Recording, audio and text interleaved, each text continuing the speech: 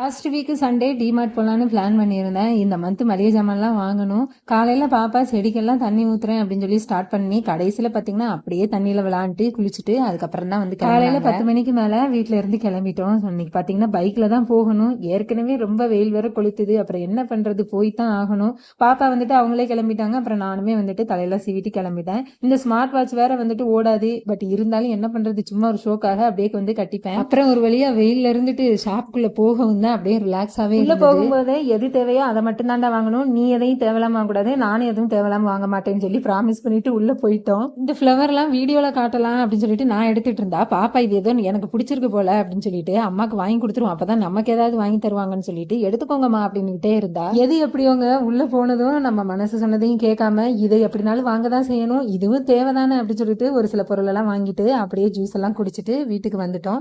வந்துட்டு கொஞ்ச நேரம் ரெஸ்ட் எடுத்துட்டு அப்புறம் எல்லாமே எடுத்து வைக்க ஆரம்பிச்சிட்டோம்.